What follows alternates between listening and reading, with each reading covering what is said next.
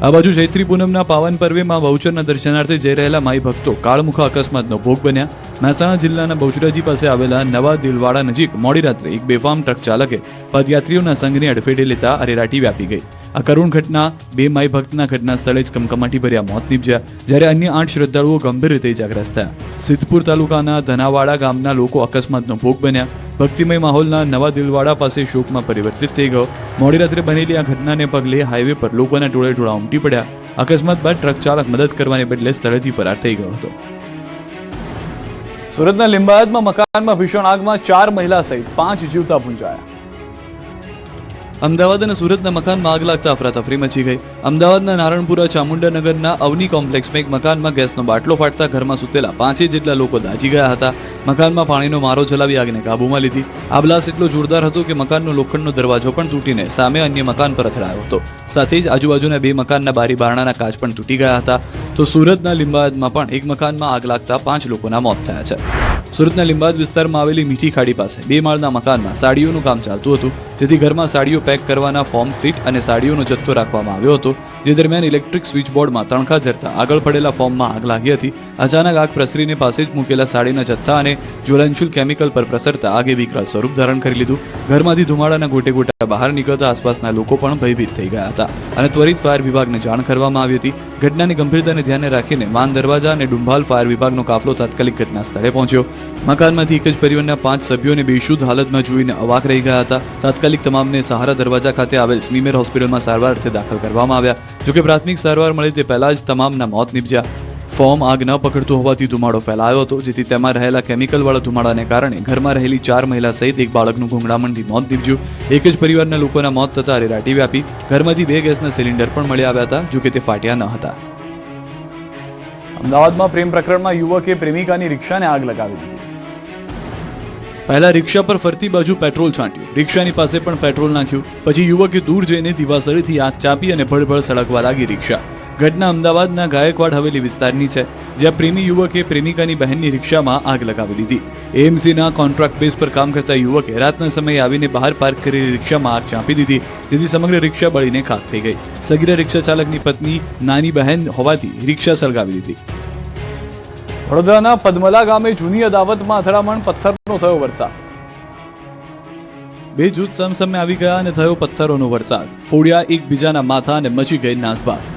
ગામ પોલીસ ચાવણીમાં ફેરવાઈ ગયું. ઘટના છે વડોદરાના પદમલા ગામની. અહીં જૂની અદાવતમાં 2 જૂથ આમને સામને આવી ગયા. પહેલા ઉગ્ર બોલાચાલી થઈ, જે વાત છેક મારામારી સુધી પહોંચી ગઈ. બંને જૂથના લોકો હિંસક બની ગયા. જોતજોતામાં પથ્થરમારો શરૂ કરી દીધો. એકબીજા પર પથ્થરોનો વરસાદ થયો, જેથી થોડી વાર માટે નાસભાગ મચી ગઈ. લોકો જીવ બચાવવા ભાગમ ભાગ કરતા નજરે પડ્યા. આમ છતાં 5 થી 6 લોકોને ઈજા પહોંચી. આ અંગેની જાણ થતાં તુરંત પોલીસ ઘટના સ્થળે પહોંચી સ્થિતિને સંભાળી હતી. આ સમગ્ર ઘટનામાં 10 થી 15 લોકોની અટકાયત કરાઈ. સાથે જ વિસ્તારમાં કડક બંદોબસ્ત ગોઠવાયો. પોલીસ આ સમગ્ર મામલે તપાસ કરી રહી છે. અમદાવાદના બાપુનગરના ભાજપના કોર્પોરેટર પ્રકાશ ગુજ્જરની ઓફિસમાં તોડફોડ. અમદાવાદના બાપુનગર વિસ્તારમાં અસામાજિક તત્વોએ જાહેરમાં આતંક મચાવી ભયનું વાતાવરણ ઊભું કર્યું. પેરોલ પર બહાર આવેલા રીઢા ગુનેગારે તેના સાગરીતો સાથે મળીને ભાજપના કોર્પોરેટરની ઓફિસમાં તોડફોડ કરી અને એક વૃદ્ધને લોખંડની પાઇપ વડે ફટકારી ગંભીર ઈજા પહોંચાડી. માહિતી અનુસાર આ હિંસક હુમલા પાછળ જેલની મિત્રતા અને પૈસાની લીધી દેતી હોવાનું સામે આવ્યું છે.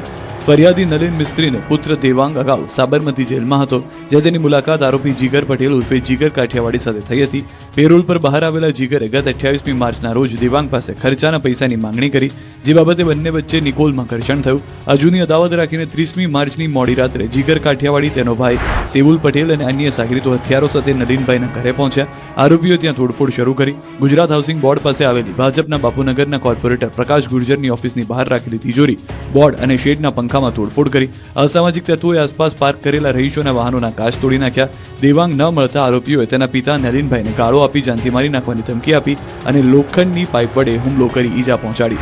ઘટના બાદ સમગ્ર વિસ્તારમાં ચકચાર મચી ગઈ. બાપુનગર પોલીસે નલિનભાઈની ફરિયાદના આધારે ગુનો દાખલ કર્યો છે. પોલીસે કોર્પોરેટરની ઓફિસની બહાર લાગેલા સીસીટીવી ફૂટેજ કબજે કર્યા છે, જેમાં આરોપીઓ હુમલો કરી ફરાર થતા દેખાઈ રહ્યા છે. ગોધરામાં ફાટેલી નોટ બાબતે માર્કેટમાં થઈ બાકાચીકી. તરબૂચની ખરીદી કર્યા બાદ 20 રૂપિયાની ફાટેલી ચલણી નોટ આપી વિડીયો બનાવી મહિલાની છેડતી કરતા મચી ગઈ બાકાચીકી. શાક માર્કેટ થોડી વાર માટે સંગ્રામમાં ફેરવાઈ ગઈ. દ્રશ્યો ગોધરાના જુહાપુરા શાક માર્કેટ વિસ્તારના છે. જ્યાં બે જૂથો વચ્ચે જબરી મારામારી થઈ.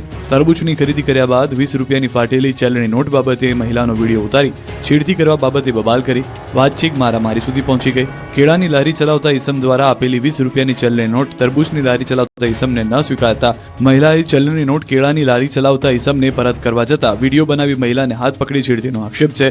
આ મામલે મહિલા અને તેના પતિએ બબાલ કરી ફ્રૂટના કેરેટ, વજન કરવાના વજનિયા અને તરબૂચ કપના છરાથી કર્યો હુમલો.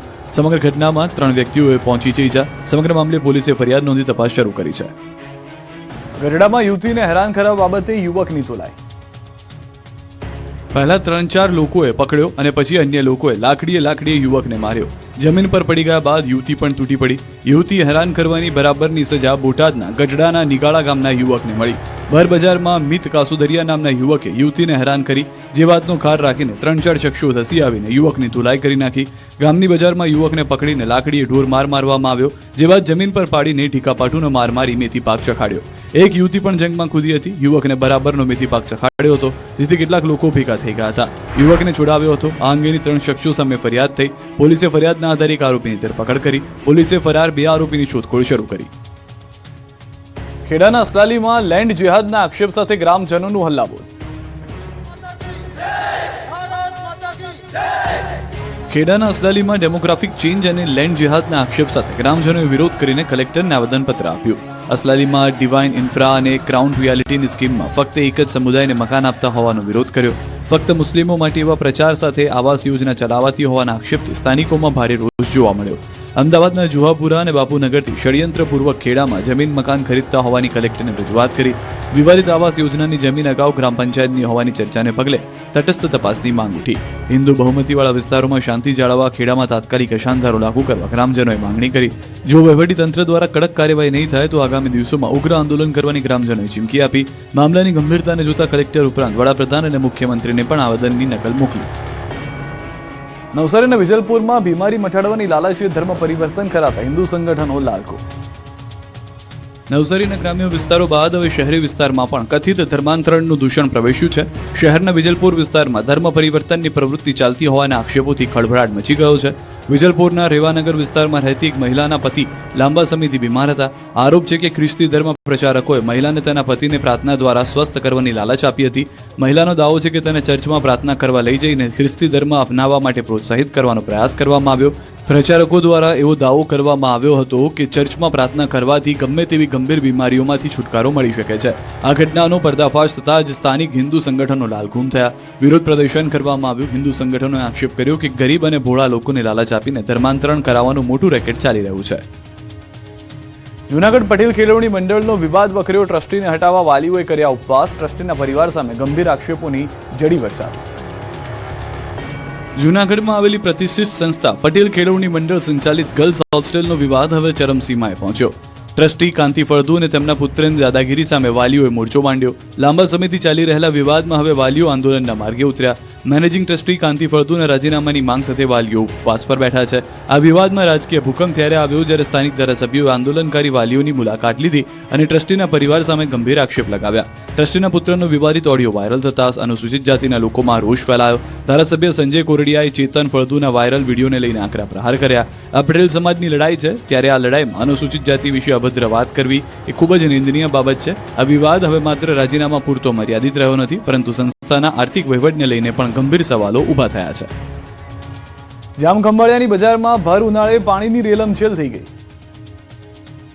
દેવભૂમિ દ્વારકાના જામખંભાળિયામાં લોકો શુદ્ધ પાણી માટે વલખા મારી રહ્યા છે. જે પાણી આપવામાં આવી રહ્યું છે તે ગંદુ પાણી મળતા ગ્રામજનોમાં રોષ ફાટી નીકળ્યો છે. લોકોએ રેલી કાઢીને આવેદન આપ્યું, જેના બીજા દિવસે ખંભાળિયા તંત્રની બેદરકારીના કારણે ભર ઉનાળે રોડ પર નદી વહેતી હોય તેવા દ્રશ્યો સર્જાયા. જુઓ જામખંભાળિયાના નગર ગેટ પાસેના દ્રશ્યો. અહીં તંત્રની બેદરકારીના કારણે રોડ પર ગંદા પાણીની રેલમછેલ થઈ હતી. ગટર ઉભરાતા ભર ઉનાળે બજારોમાં નદીઓ વહેતી જોવા મળી. ગટર છલકાતા રસ્તા પર ગંદા પાણી ફરી વળ્યા. ગટરના પાણી મુખ્ય રસ્તાઓ પર ફરી વળતા સ્થાનિકો અને રાહદારીઓ પરેશાન થયા.